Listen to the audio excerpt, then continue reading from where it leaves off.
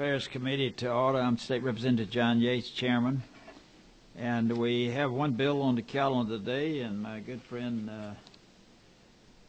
is coming up to present it to us. You just go ahead and let us know, Mr. Sims. Tell us about the bill. Okay. Thank you, Mr. Chairman, members of the committee. I'm bringing you back House Bill 52 that we tabled earlier. And I've kind of checked around. I don't have any opposition to it. I haven't had anybody call me. I hadn't anybody pressure me about it. I mean, the governor's office has not pressured me, or no one's actually called on me for it. Again, going back to what the bill does, all it says is that no person shall be considered for adjutant general or assistant adjutant general unless they're a general officer or promotable to a general officer. And the pool of those officers are for everybody in 50 states. All the 50 states that have general officers, the United States Air Force, the United States Army, and I would assume that the National Guards of those states and the reserve that exists in those states are all a part of that. Again, that's where the bill is. It merely just says that you have to be a general officer or be federally recognized as such. I'm not limiting this just to National Guard people. I'm not limiting to just Georgia people. The limit is the general officer's rank, and that's what it amounts to. That's all the bill does. It does not affect this governor or these adjutant generals that are named now. It doesn't affect this governor at all unless he wants to make a new appointment. And that's the only way that would affect this governor. This governor doesn't have to worry about the bill at all. I'll stand for any questions. Didn't it, before you're replacing field grade officer with general officer then? Yes, sir. No, actually, the first bill on the organized, I took out field grade and the equivalent in the organized militia. And I want to explain to you about that. Organized militia is not really a military organization. It's a paramilitary organization that normally takes over the armories when these folks leave and go and are deployed. Those militia outfits are usually officers that have been left because either they didn't make the grade or they retired or they were rifted, which means they were a part of a reduction in force. And those officers, I don't think, are really eligible to be general officers anyway because they were rifted anyhow and are retirees and do not, they don't meet the educational requirements for a general officer. Would Georgia Defense Force have anything to do with that or not? Yes, the Georgia Defense Force is basically another paramilitary organization. Not really they're an organized group, but they're not exactly a military organization. They're the ones that go in and take over the armory and hold the armory until such time as the adjutant general staff can come down and secure the armories for a period of time. They don't get paid for that. Yeah. They're just volunteer to do it. You have to furnish your own uniforms too, don't you? Yes, sir. Yeah, thank you. Is any question from any member here? I see we have one. Thank you, Mr. Chair. Now, this is just pardon my ignorance, I guess it's a Robert's Rule sort of thing, or parliamentary inquiry.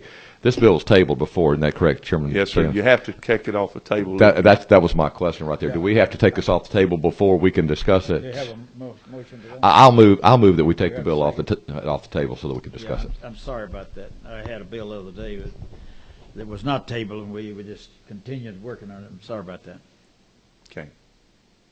Is there any other questions? Yes, thank you, Mr. Chair. Yes.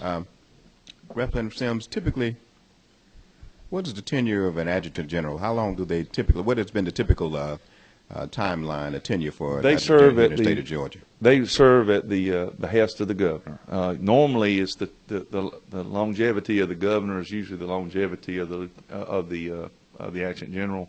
However, I have seen an adjutant general in the case of General Griffin several years ago. He carried on through for 2 administrations, and which, is somewhat unprecedented, but he was a very, very fine officer and a great general.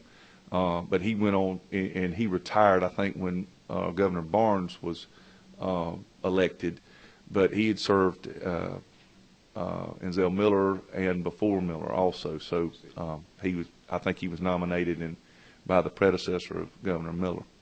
And then he served throughout Miller's term. So he served about 10, 12 years. Yes, sir. Any other questions?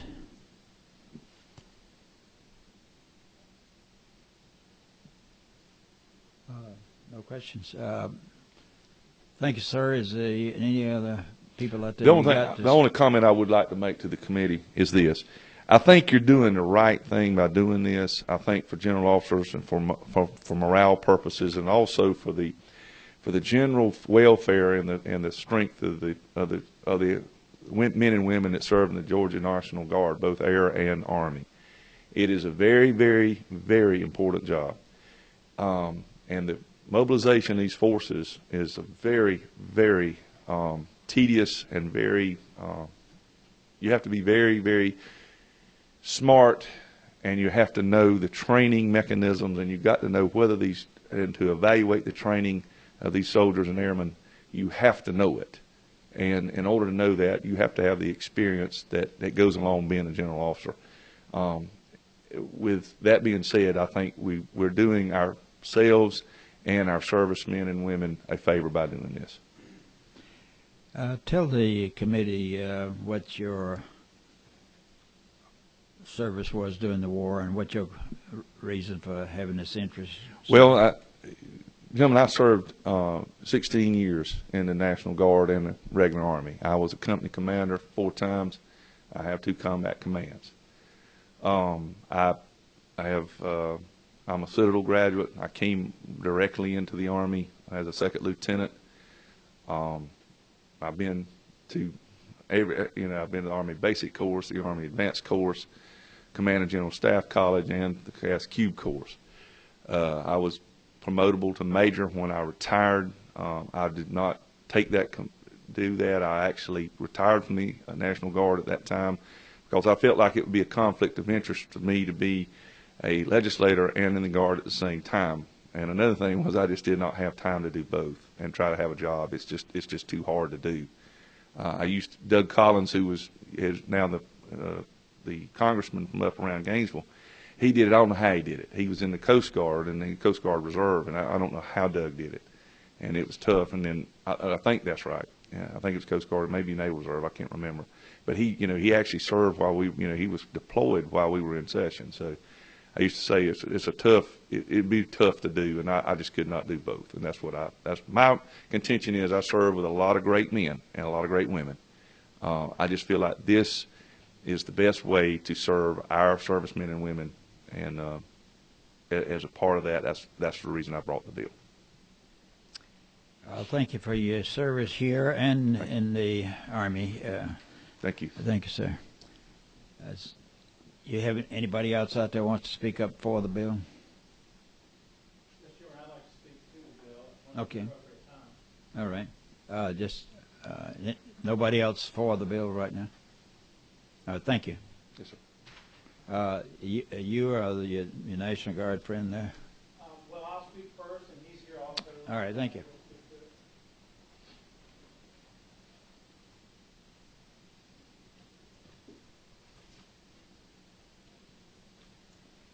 Give us your name and. Thank you, Mr. Chairman. Representative Christian Coomer. I'm a governor's floor leader this year, and so I can tell you unequivocally, without any mistake and without any shadow of turning, the governor is opposed to this bill. And although it's different from the one we had before. I'm not. I'm just talking about this bill today. Yeah, okay. This is one the governor is opposed to. And I'll tell you why in just a moment. First, let me explain a little bit of my background. After graduating from the University of Georgia Law School, I went into private practice, did that for a couple years, and decided that private practice was probably the last thing I wanted to do at that time, so I joined the Air Force. And I went in as a first lieutenant, commissioned, and finished commissioned officer training, and went to my first duty station at Shaw Air Force Base, South Carolina, where I was a JAG, and promoted and stayed in the Air Force for 4 years. I had forgotten part of my file in the office. So All right. stayed in the Air Force on active duty for 4 years, and then came back to Georgia and decided, even though I had hated private practice, I thought maybe it's a good deal for me. So I went back into private practice, but doing that really gave me the opportunity to stay active with the Air Force. And I stayed in the Air Force Reserve as a Category B individual mobilization augmentee, and I was stationed at Maxwell Air Force Base for several years. And then after leaving the reserve, I joined the Georgia Air National Guard, and I'm currently active in the Georgia Air National Guard, and I think, if I'm not mistaken, I'm the only member of the General Assembly right now who's actually active in any military component, reserve, guard, or otherwise. So I have a little bit of a unique qualification to talk about some of the issues that have been raised in the discussion of this bill. First of all, let me say, after coming in the last time, there were several things that were raised that gave me pause and really led me to some additional research, one of which was the very assertion that we should only have a general officer as the potential tag in the Georgia National Guard. And so with that, I did my own research. Of the 54 National Guard bureaus in the United States, I only found 3 that have a requirement of a general officer with regard to any portion of the tag office. And of those that I found, they did not expressly require that a tag be a federally recognized general officer in order to be appointed. There were other sort of tangential requirements. They weren't explicit in the way that this bill is in requiring federal recognition. The reason for that is, number one, to give the flexibility necessary for the governor to select the right candidate for the job and not be limited to a pool of candidates, none of whom may be right for any number of reasons. If you're talking about federally recognized general officers in the community within the state of Georgia who would be eligible for this job based on their availability for the job, you're probably looking at maybe 2 or 3 people in the whole state of Georgia. So it's a very limited pool, and historically, as with any organization, sometimes you have to look outside the organization to find the right leadership to come in and make some appropriate changes. Do the others require field grade? Some do, and some do not. Some do not have any rank requirement at all for the tag position. So there is really a mix across the 54 National Guard agencies, and I think the non-state agencies are the District of Columbia, Puerto Rico, the Virgin Islands, and Guam, I believe, are the other 4 National Guard agencies in the United States. But in my discussions with members of the committee, in particular with Mr. Rogers, one of the things that was a real concern is this issue of morale, and that's a fair concern. Morale of the troops really is an important issue that we all should be concerned with in order for them to be effective and safe in what they're trying to do, to be able to be focused on the task at hand and not distracted by internal conflict about whether or not they can trust the leadership at the top.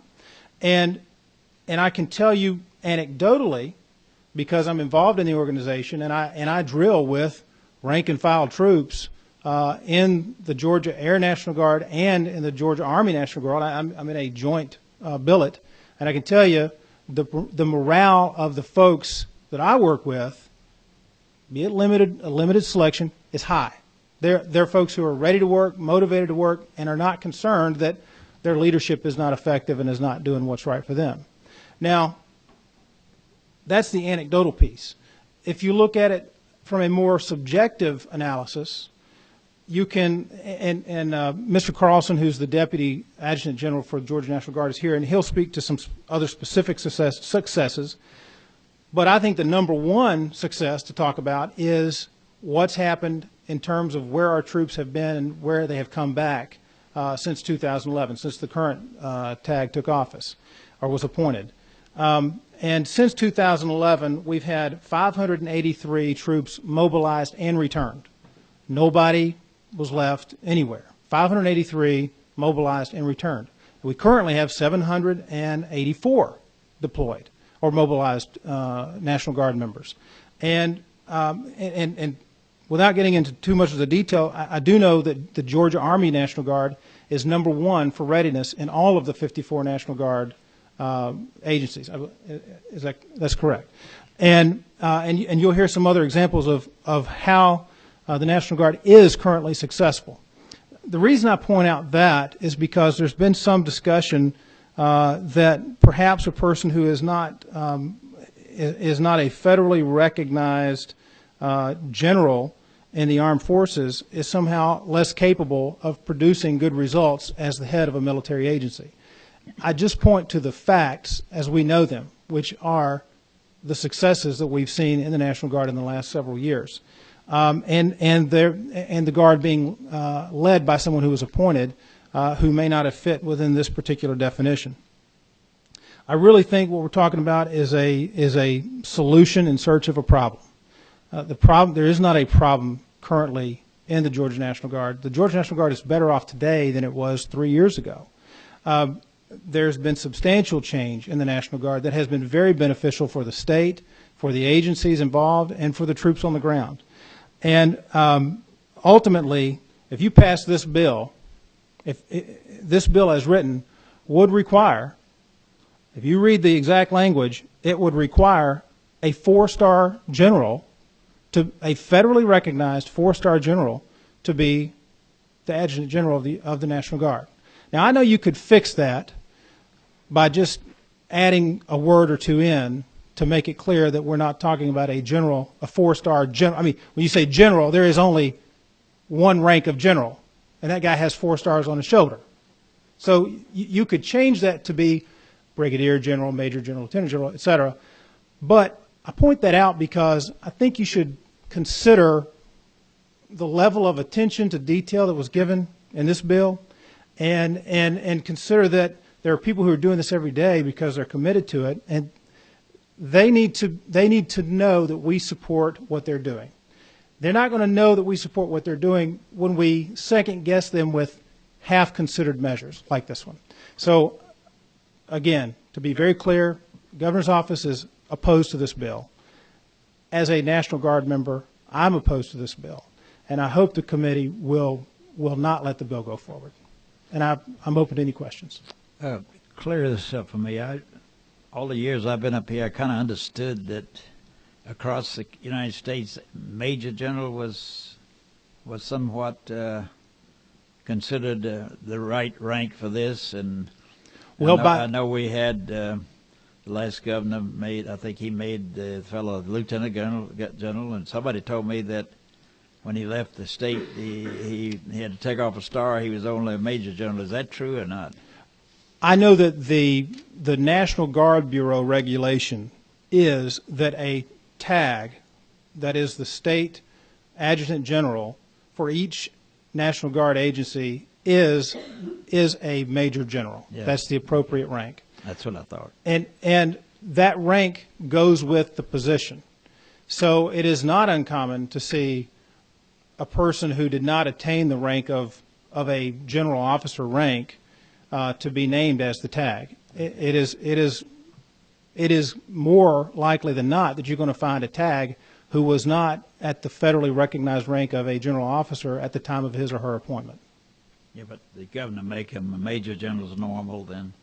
That's right. Yeah. Major General is the appropriate rank. The governor, the former governor, as the Does that have to be approved by the Defense Department? That I can't answer that question. Okay. We have a question. Representative Coomer, just as a point of clarification for me, I think I understand what you were saying, but for those maybe without the military background, what you're saying is because the word general was used in a title, there is only one general of the Army or the Air Force or whatever, and that is a 4-star general. I think the intent of Chairman Sims' bill was brigadier 1-star or above, right? But you're saying that the reason it's written the way it is written, that it could be construed that they don't have to be 4 stars. Is that correct? I would, let me point it to you this way. If you look at the stricken language in the bill, it says field grade or the equivalent in the organized militia. A field grade is not a rank. It's not. But there are officers who are field grade officers, and what that means in common parlance is they are a major or a lieutenant colonel. And so you can have a field grade officer currently we understand that to be a major, lieutenant colonel, and if you wanted to say in the rank of a general officer or in the rank of major general or above, you could easily fix that language. I'm aware of that as an easy fix for this committee. However, my point is, I think that this issue is being treated with some political flippancy, if I may. It is not being treated with really the seriousness it deserves, and it is not being treated with the care that it deserves when we're talking about the lives of people who volunteer, sign up and volunteer, to as many of the members of this committee, I think almost a majority of the members of this committee I know are military veterans, and you know what that entails. You know what it took for you to sign up. And you know what attitude you took when you went, and maybe you didn't choose, maybe you were drafted, or maybe your mama told you were going to, or your daddy. My mama tried to tell me not to, but that was another story. But ultimately, this is a very serious issue, and we shouldn't, in any bill, we shouldn't go into changing the laws of this state in a half-cocked manner without appropriate review and appropriate consideration and appropriate vetting of a bill.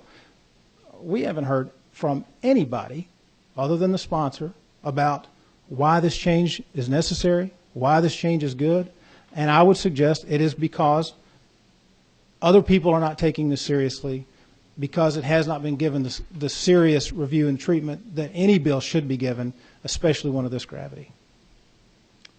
We're attempting to do that right now. Yes, sir.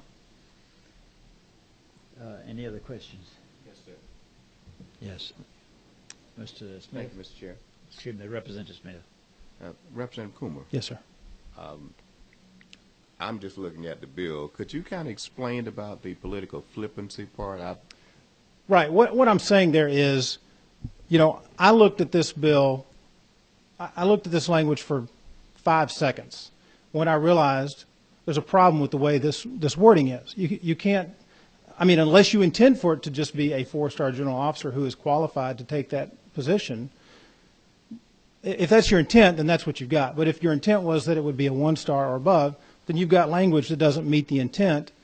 And my point is, if it takes me 5 seconds or less to realize that's a problem with the bill, and I haven't really dug into it at that point, or done any research on it at that point, then in my opinion, whoever was drafting the bill did not get enough either input from others or did not consider it long enough or seriously enough to get the wording right. And I don't know which, and I'm not trying to guess what happened. I'm just saying whatever happened, it wasn't enough to really try to bring this kind of a change to the law that's going to really affect human lives in a very, potentially very adverse way.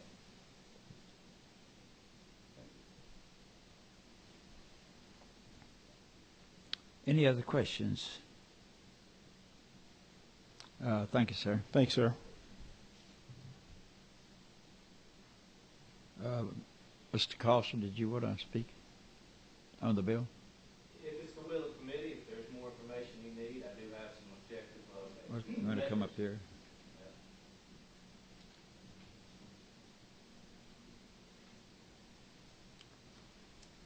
Give the committee your name and your work, Yes, sir, Mr. work that Chairman. you do. Yes, sir. My name's Russell Carlson. I serve as the Deputy Adjutant General for the Georgia Department of Defense. I'm properly registered in that matter and a full-time state employee. when I was asked to attend this meeting, I felt the best, the most appropriate. And you represent the National Guard now. Yes, sir. The entire Department of Defense, the civilian workforce, the uniformed National Guard members, and the state defense force, as you referred to earlier. I felt the most appropriate, when asked to attend this meeting, I felt the most appropriate way for me to participate with respect to the author and his service, and not to mention just as my role with the state agency before you, the policymakers and appropriators for my agency. I just wanted to make the case that when you're pondering legislation, I think it's implied that that piece of legislation on any issue is seeking to resolve a problem, is seeking to correct something.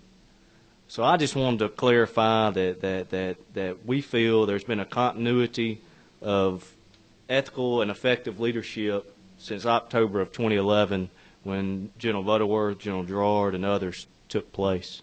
Before General Butterworth came into this position, the state of Georgia was #1 in the nation in recruiting and retention, and we still are.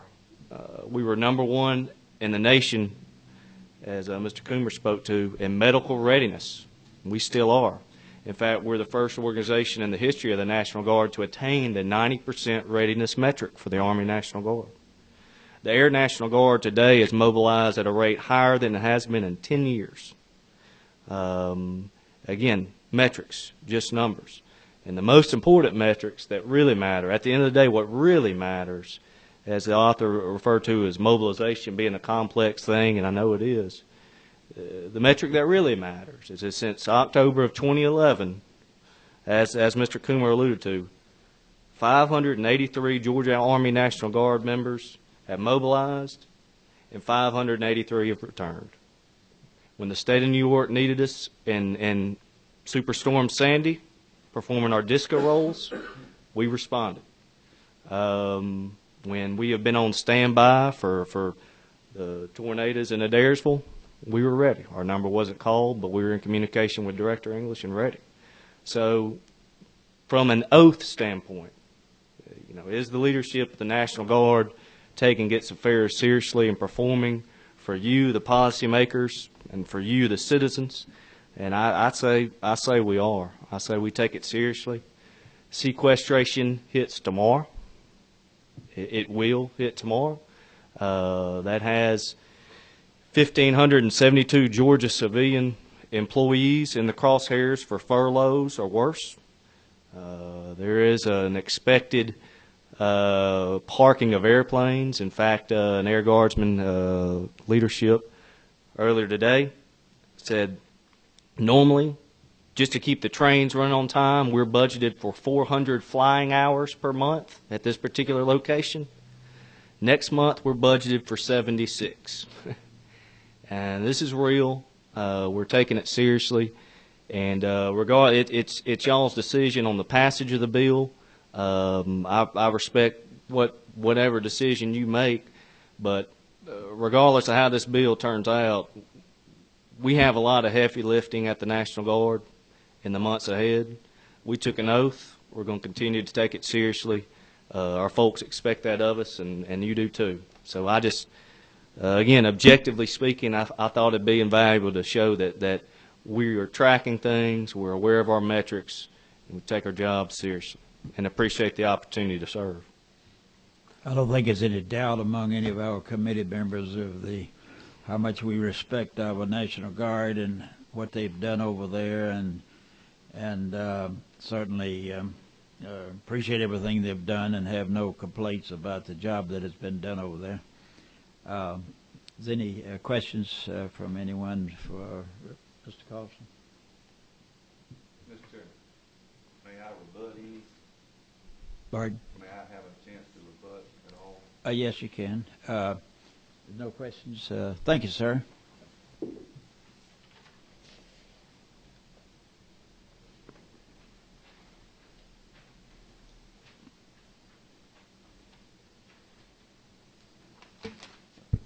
In regard to Representative Coomer, and I do respect you, Representative Coomer, I don't know how you do what you do, being here and in the Guard at the same time.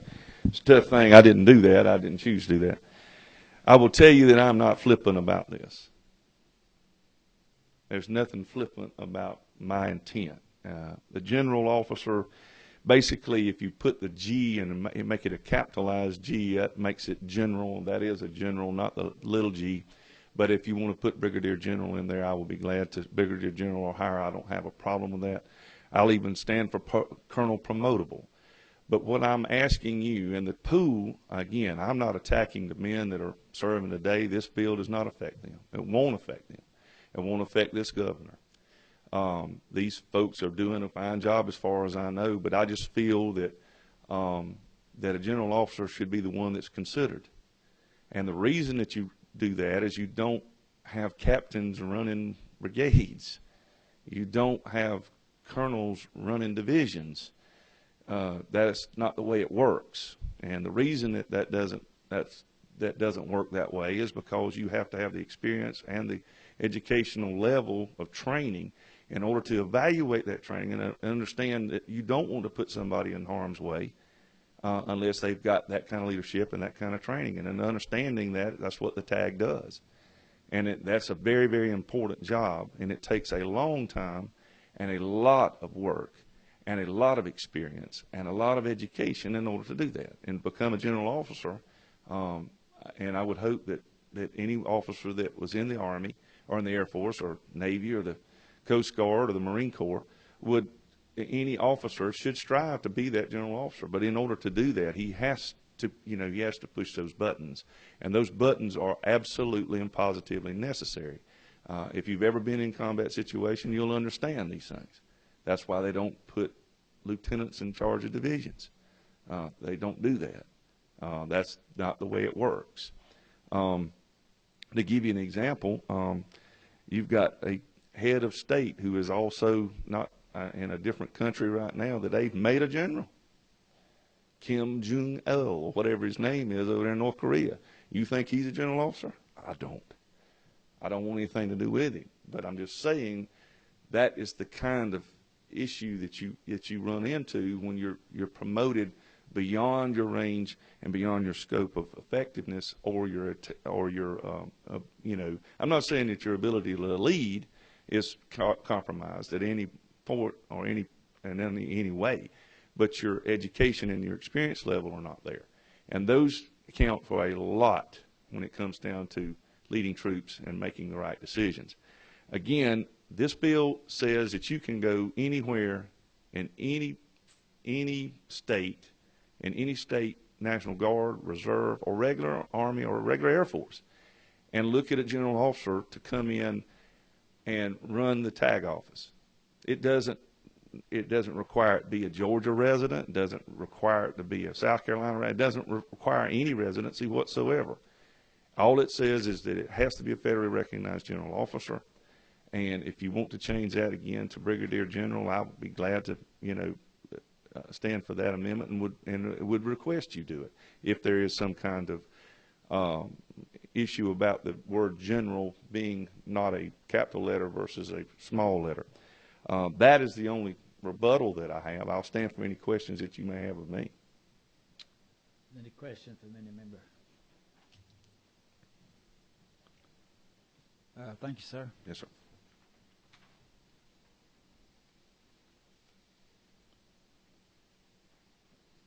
Is anyone else that wants to address either for or against the bill?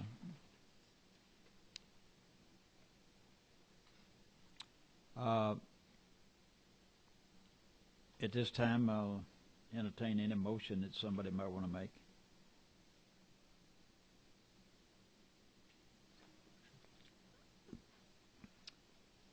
You ready? Oh, you didn't.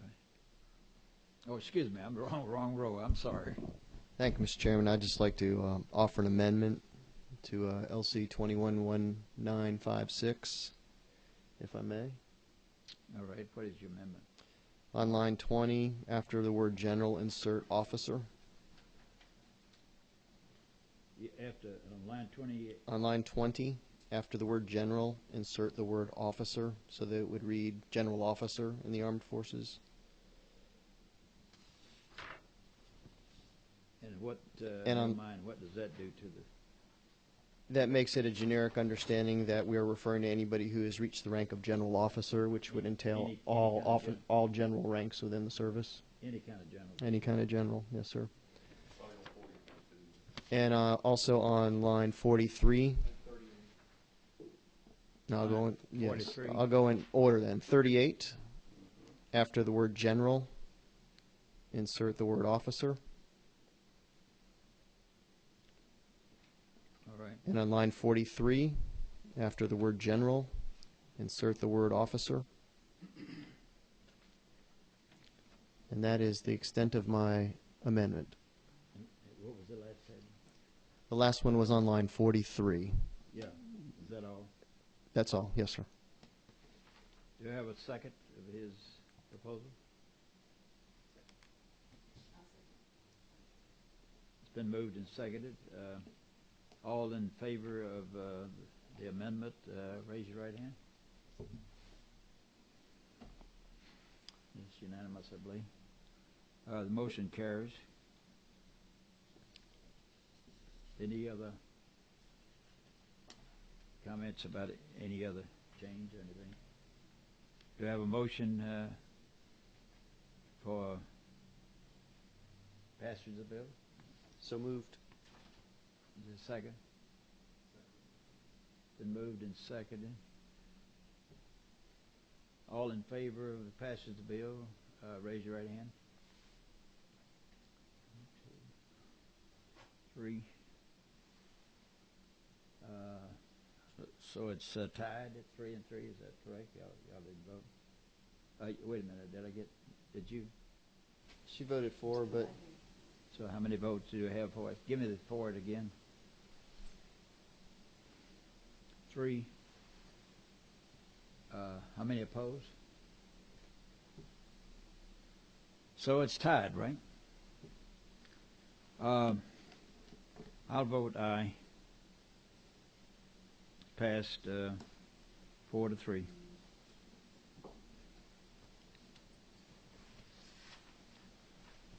Thank you, gentlemen. So you had somebody else? Somebody have a question? No. Oh, they don't want to have a question. Oh, okay. I wanted a second. We are adjourned.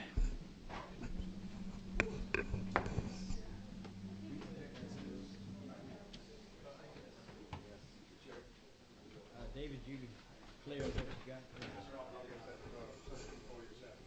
All right.